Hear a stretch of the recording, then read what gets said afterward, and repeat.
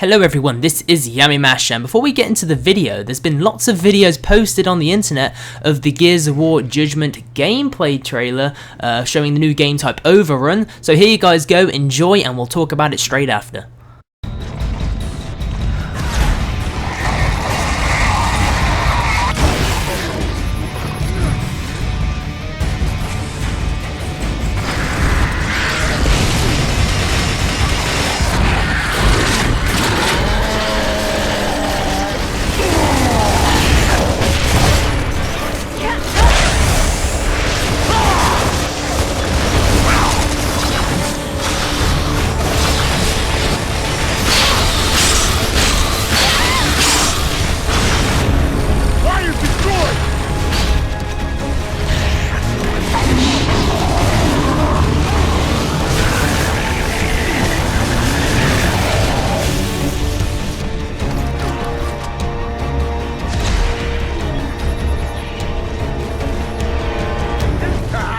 Some ammo, baby!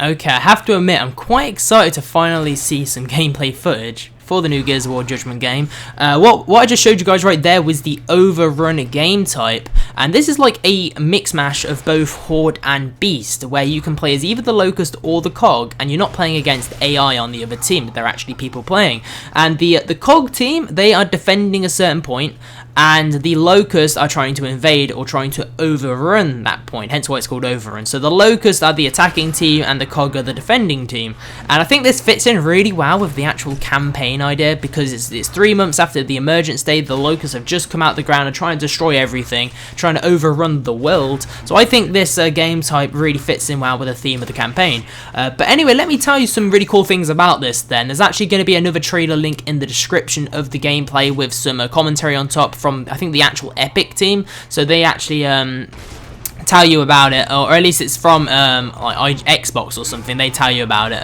a bit more in detail. But anyway, there's 4 classes for the Cog team. You can play as either a medic. They have the ability to revive down teammates, of course, and they also throw out these grenades that heal teammates if you stay in them. There's also the soldier. They deploy ammo boxes, which is very important, of course, and they also can they spawn with a boom shot, which is awesome. There's the scout, that they have the ability to jump up on buildings and throw these sensory grenades, which show enemies in an area. And oh, I just got destroyed right there. And the main thing is they have a semi-automatic sniper rifle, which means you can shoot like 5-6 bullets before having to reload. So I remember using that in that game type a little while back. It was awesome. And then finally, there's the engineer.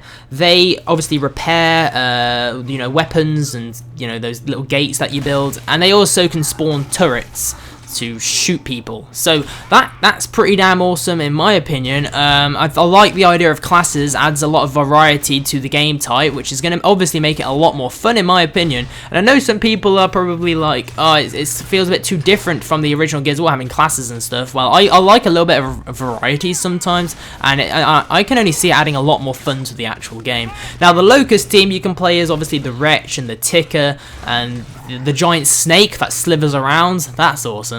And they all have their own little abilities too, and I think that's explained in the video in the description, so if you want to click it and check it out. Now, another thing I really need to speak about is the actual story and what's going to happen in the campaign and stuff, because I haven't spoke about this yet, and for you guys that haven't read about it or don't know yet, I'll quickly break it down for you. So Judgment is actually set, well, it says 15 years before the original Gears of War here, but I believe Rod Ferguson said 14 years. So it's either 14 or 15 years before the original Gears of War 1. And you'll be playing as, well, there's 4 characters revealed so far that you can play as. That's Baird, Cole, Sophia, and Garen. No, not the Garen from League of Legends. And they are from Kilo Squad, and obviously they're being trialed for trespassing and theft of experimental weapons and treason and all this shit. So they're formed, and their mission begins to take down the Locust Horde.